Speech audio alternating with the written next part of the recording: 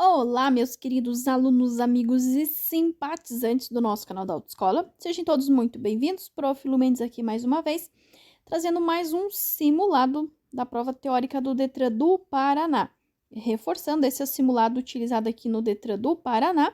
Se você for de outro estado, claro que você pode acompanhar, afinal o CTB é o mesmo, tem validade em todo o território nacional, mas também aconselho a sempre ficar atento aos vídeos do conteúdo em si que o CTB ele tem validade em todo o território nacional.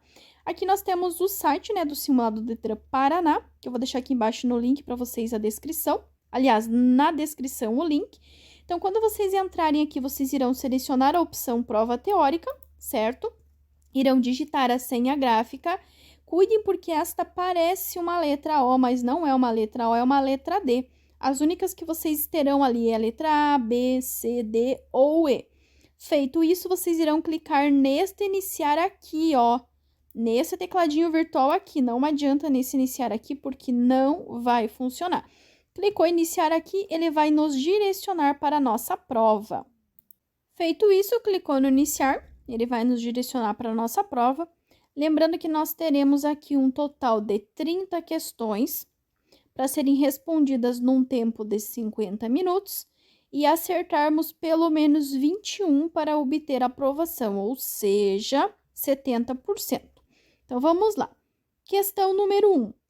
Ao cair da bicicleta, um ciclista sem capacete bate a cabeça no degrau entre a calçada e o asfalto. O atendimento mais adequado de primeiros socorros à vítima com suspeita de fratura na coluna vertebral na região do pescoço é deitar de barriga para baixo? Não. Deitá-la de costas com a cabeça virada para um dos lados? Também não. Deitá-lo de lado? Muito menos. Jamais movimentar a vítima e chamar o socorro médico. Nem movimentar a vítima e, se caso fosse um motociclista, jamais retirar o capacete de motociclistas. Não vai movimentar a vítima, nem retirar capacete quando for motociclista. Questão 2. A menos que já se encontre sobre a zona de cruzamento, quando acender a luz amarela do sinal luminoso, o condutor deve. Quando ele fala menos que já se encontre na zona de cruzamento, significa que, a não ser que você já tenha iniciado a travessia, você já tenha iniciado, já tenha passado da faixa de pedestre. Agora, se você ainda não iniciou, o que você vai fazer? Você vai reduzir a velocidade do veículo e completar a travessia? Não. Aumentar a velocidade do veículo? Não. Buzinar e completar? Muito menos. Você vai aumentar a atenção, reduzir a marcha do seu veículo e parar. Ah, professora, mas e se eu já estiver na zona de cruzamento? Bom, se você já iniciou a travessia e o sinal ficou amarelo, você vai terminar, você vai concluir o que você já começou. Por quê? Se você parar na zona de cruzamento, isso vai constituir uma infração. Você vai estar bloqueando a via, por isso você não vai parar. Se você começou, você vai terminar. Agora, se você está chegando e a luz já ficou amarela, você vai aumentar a tensão, reduzir a marcha do seu veículo e parar. 3. Os passageiros no banco de trás ao descer do veículo devem sair pelo lado esquerdo? Não. Podem sair por qualquer um dos dois lados? Também não. Devem usar a porta mais próxima? Também não. Devem sair sempre pelo lado da calçada. Os passageiros do banco de trás, ao descer do veículo, devem sair sempre pelo lado da calçada. E o condutor, antes de abrir a porta do veículo, deve se certificar de que não existe nenhum perigo aparente. 4. Uma linha amarela seccionada indica ao condutor. Bom, primeiro, se a linha é amarela, está indicando que existe o quê? Fluxos e sentidos opostos, ou seja, uma pista está indo e uma pista está vindo. Faixa central na cor amarela, fluxos de mesmo sentido. E essa faixa, ela é o quê? Seccionada. Seccionada, tracejada, pontilhada, interrompida e espaçada. Significa que é permitida a ultrapassagem. Bom, nós não temos nenhuma aqui dizendo que, além de ser uma pista de sentido duplo, é permitida ultrapassagem. Temos mão única, que não é o caso, seria na cor branca, muito menos parada obrigatória, muito menos proibida a ultrapassagem. Por quê? Porque é seccionada, não é contínua. Então, neste caso, permitida a ultrapassagem. Linha central na cor amarela são fluxos de sentidos opostos, independente da cor. Sempre que for seccionada, tracejada, pontilhada, interrompida, ela permite a ultrapassagem. 5. A distância de segmento ou distância de segurança é definida como? Bom, distância de segmento já está contando, você está seguindo algo ou alguém, certo? Distância de segmento ou distância de segurança é a que você mantém do veículo que está à sua frente. Para quê? Para permitir uma manobra segura, para você ter um tempo, para você ter um espaço de reação. Não é a soma de reação mais parada, porque não existe.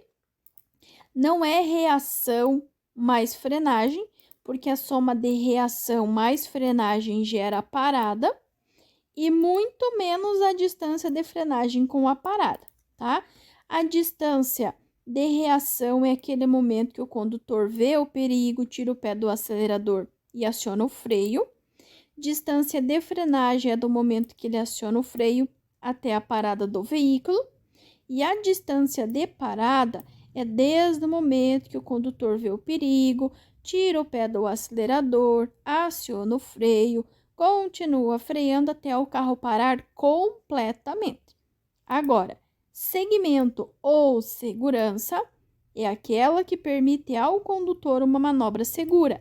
Detalhe: a distância de segmento ou de segurança sempre vai ser medida em 2 segundos. Distância de segmento, distância de segurança, medida em 2 segundos. Aquela que permite ao condutor uma manobra segura. 6.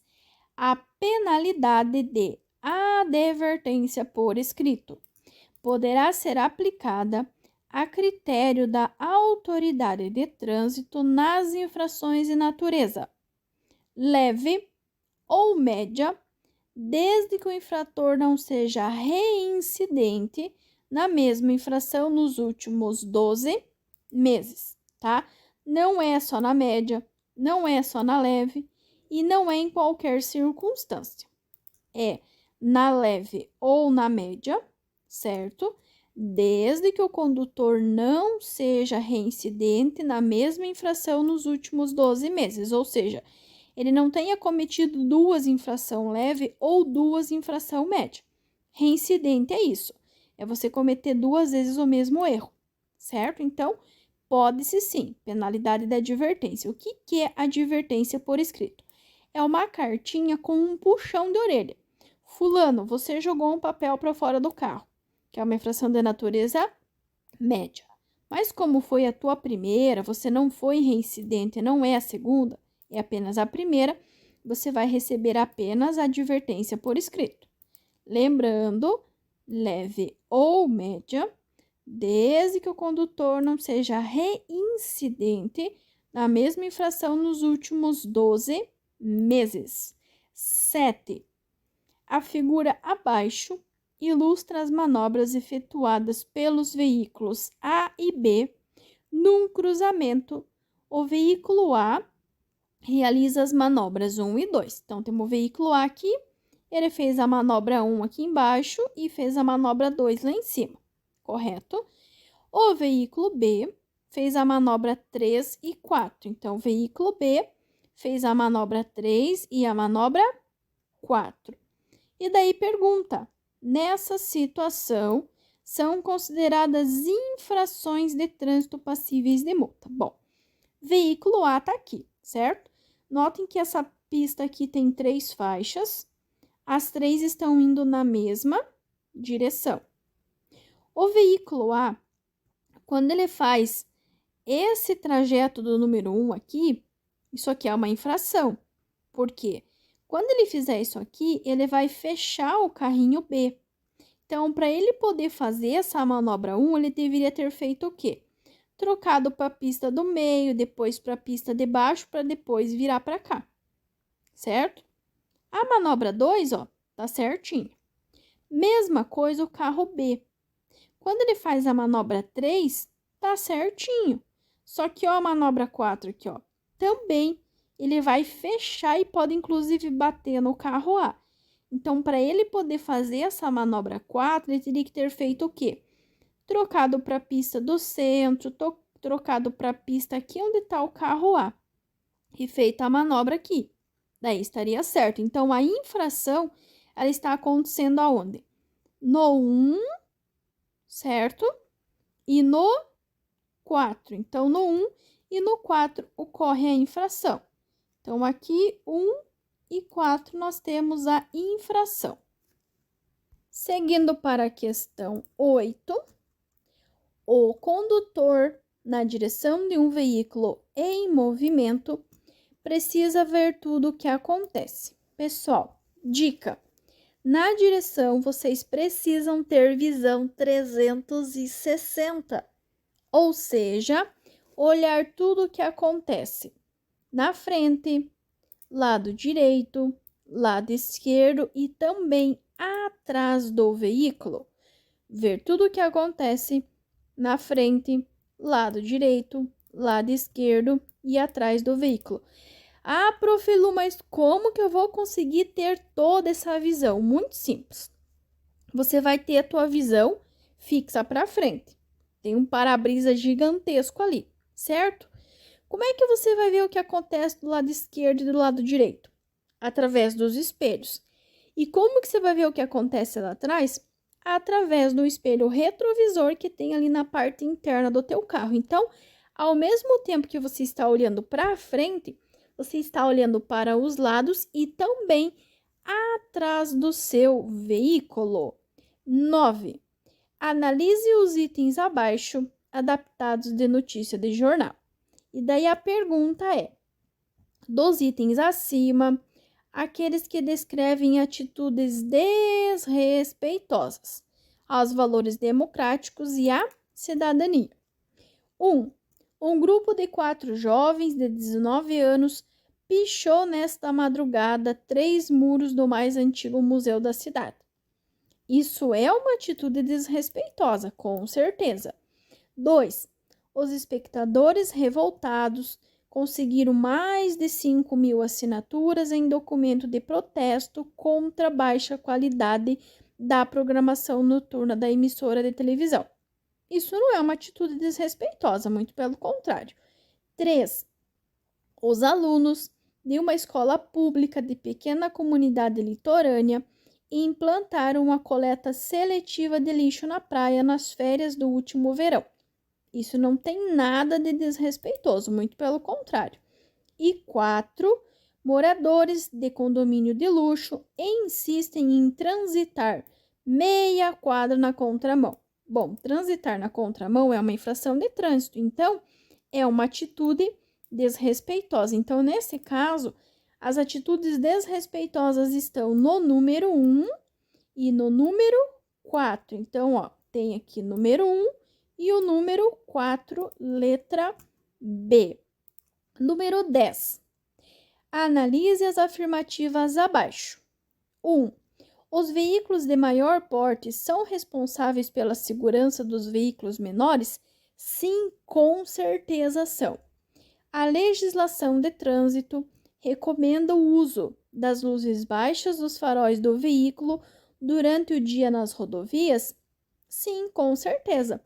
A ultrapassagem em pontes em vias de pista única e com duplo sentido de circulação é permitido? Meio termo, por quê? Quando for pista única, ou seja, 2 ou mais faixas no mesmo sentido, quando for ponte, túnel ou viaduto, pode. certo? Agora, quando for duplo sentido, ou seja, apenas uma faixa indo e uma faixa vindo, aí vai ser proibido. Então, só estão corretas as afirmativas do número romano 1 e do número romano 2. Número 11. Durante a chuva, caso o condutor perca a dirigibilidade do veículo pelo efeito da aquaplanagem, deve reduzir a velocidade. Bom, primeiro, o que é aquaplanagem para a gente poder responder a questão? Aquaplanagem ou hidroplanagem nada mais é que a perda de contato dos pneus com o solo devido a uma pequena camada de água no pavimento, certo? Vai reduzir velocidade? Vai.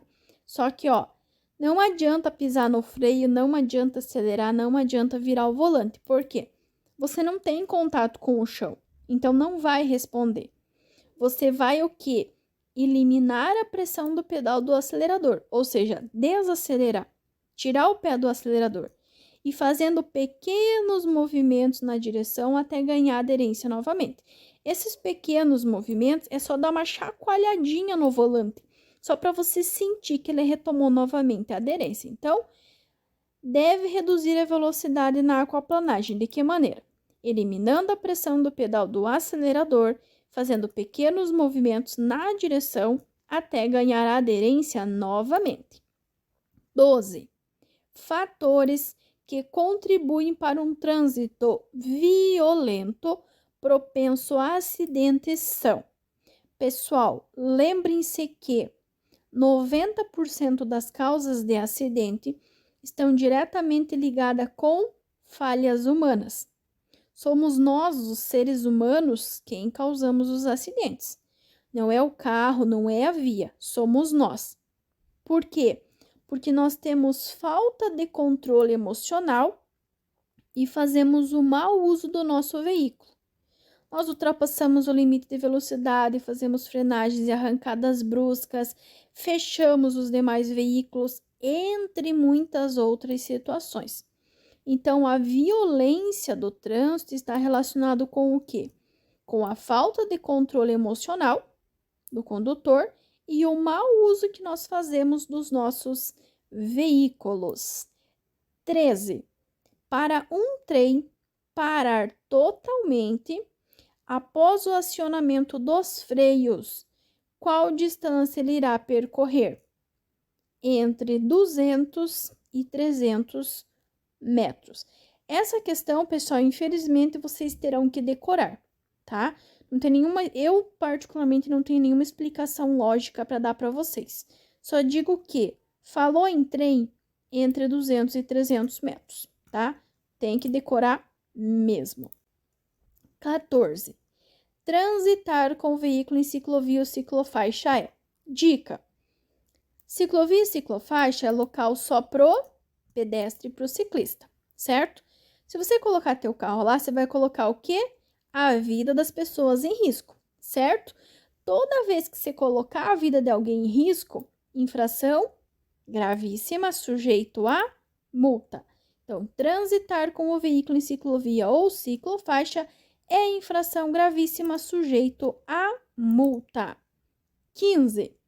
Em via urbana, cuja velocidade máxima é 60 km por hora, é classificada de: primeiro, via urbana são as vias que estão dentro da cidade. Serão 4. Trânsito rápido, arterial, coletora e local. Vias urbanas que estão dentro da cidade. Trânsito rápido, 80 km por hora. Coletora, arterial, 60 km por hora. Coletora, 40 km por hora. E local, 30 km por hora. Vias urbanas, vias que estão dentro da cidade. Trânsito rápido, 80 km por hora. Arterial, 60 km por hora. Coletora, 40 km por hora. E local, 30 km por hora. 16. uma placa com o pictograma. Então, esse desenho aqui. Isso aqui, pessoal, é uma placa de indicação, que indica um atrativo turístico. Placas de indicação são todas as placas coloridas: verde, azul, branca, marrom, certo? Essa placa aqui, vocês têm o quê? Vocês têm uma fonte, certo? Não é patrimônio natural. Por quê? Só se fosse uma cachoeira. Patrimônio natural é criado pela natureza. Nem é uma cachoeira nem queda de água. Muito menos uma área de esportes náuticos, não teria uma varinha com um peixinho aqui. Isso aqui é uma estância hidromineral. Esse pictograma com esse desenho de uma fonte é uma estância hidromineral. É uma placa de atrativo turístico. 17. Analise os itens. 1. O álcool combustível polui menos o meio ambiente que a gasolina? Sim. A escala de poluição é a seguinte. Primeiro, e que polui mais, é o óleo diesel.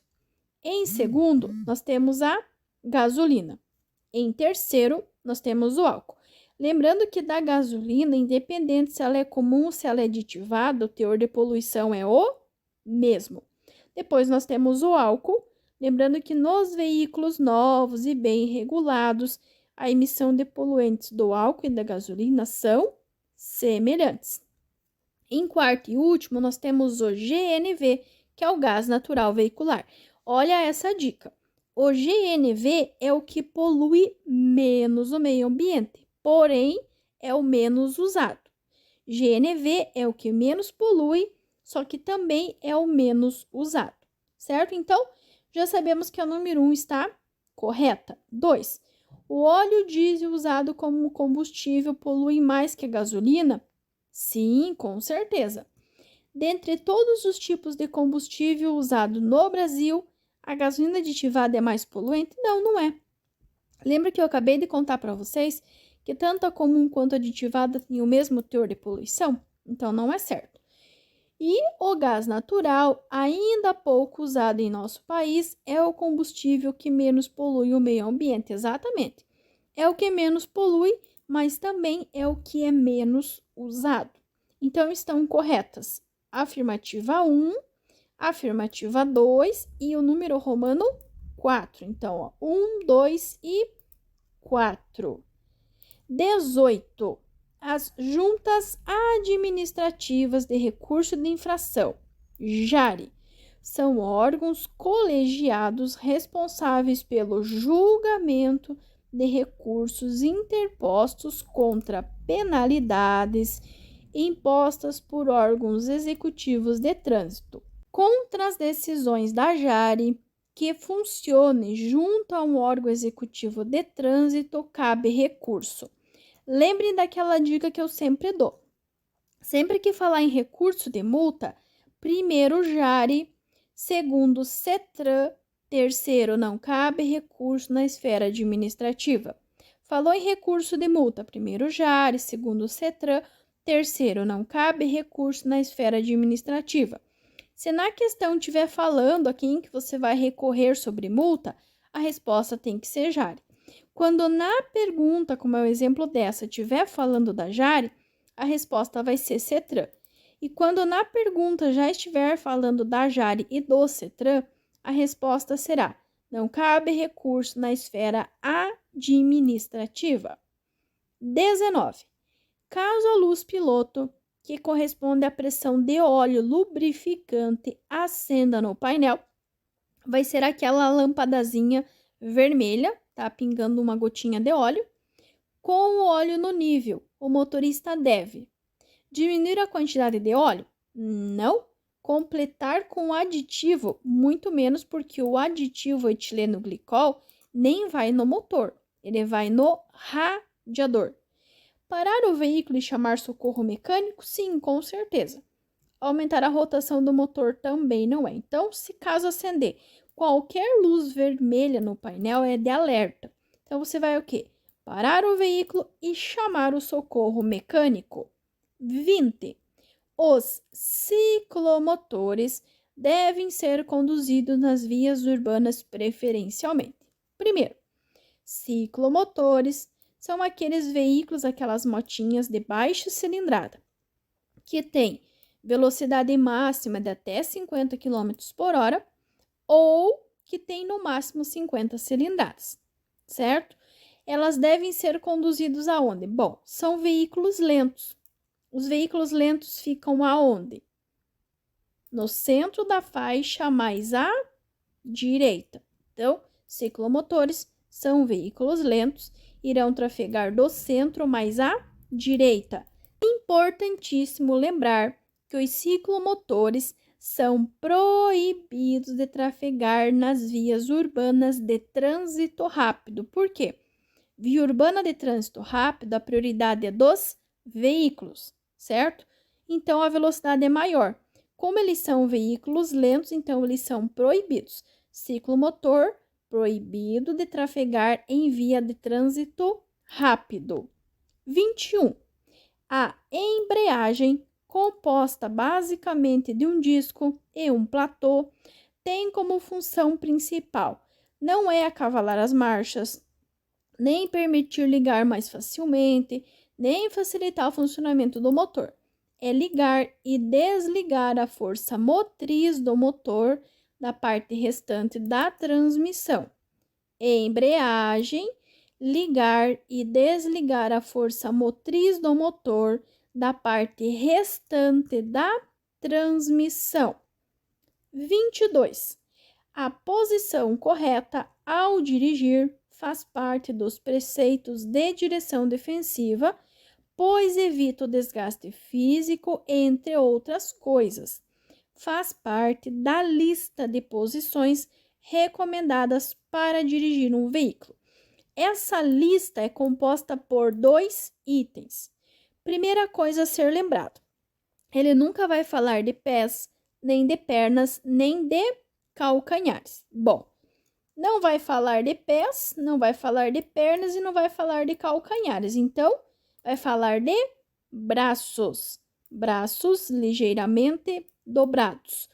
Ou a segunda, as 2 mãos no volante, imitando os ponteiros de um relógio, na posição 9 horas e 15 minutos. Então, a lista é composta por 2 itens: braços ligeiramente dobrados e as 2 mãos no volante, imitando os ponteiros de um relógio, na posição 9 horas e 15 minutos. Braços ligeiramente dobrados ou 9 horas e 15 minutos.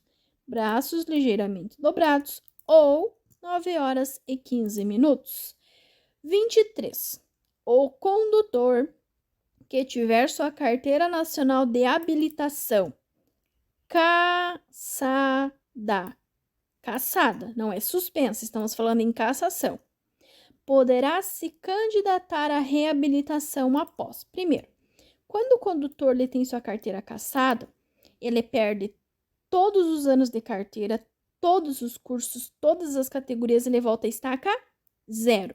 Ele só vai poder refazer sua habilitação decorridos 24 meses do efetivo cumprimento da pena. Ou então poderia estar escrito 2 anos. 2 anos ou, por extenso, 24 meses do efetivo cumprimento da pena. Quando que ele vai ser cassado?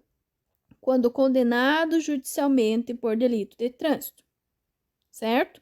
Então, cassação, quando condenado judicialmente por delito de trânsito. E quando que ele vai poder se reabilitar? Decorridos 24 meses do efetivo cumprimento da pena, ou apenas 2 anos. 2 anos, 24 meses é a mesma coisa. 24. Um condutor habilitado na categoria B de bola pode dirigir o quê? Moto é categoria A. Ônibus é categoria D de dado. Então, vai ser o automóvel, que é até 8 lugares ou até 3.500 quilos, ou que não exceda 3.500 quilos. Qualquer tipo de veículo, ele teria que ter o A, B, C, D e E. Ele está falando apenas do B. B de bola é para automóvel. Até 8 lugares, excluído do motorista, e veículo que não exceda a 3.500 quilos. 25.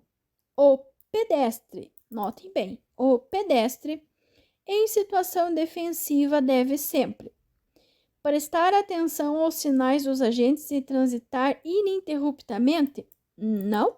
Atravessar a via em sentido diagonal? Não. Utilizar a faixa de segurança somente em situação de risco? Também não. Então, letra D. Estar preparado para lidar e administrar possíveis perigos que podem surgir ao circular nas vias. O pedestre em situação defensiva deve sempre estar preparado para lidar e administrar possíveis perigos que podem surgir ao circular nas vias. 26. Em um acidente de trânsito ocasionado pela colisão de 2 carros, há 4 vítimas presas nas ferragens e inconscientes. Neste caso, deve-se tentar reanimar as vítimas, sacudindo-as levemente, chamar imediatamente o socorro. A parte de sacudir não está correta. Pedir ajuda a outros motoristas para retirar as vítimas das ferragens. Lembre-se que vocês não irão remover ninguém que esteja preso nas ferragens. Vocês não vão nem movimentar as vítimas, muito menos retirar quem está preso nas ferragens. Retirar imediatamente a vítima presa nas ferragens? Também não. Vocês irão sinalizar o local, desligar o motor dos veículos acidentados para evitar, que tenha algum combustível derramando, gere uma faísca, um incêndio ou uma explosão, e chamar o corpo de bombeiros.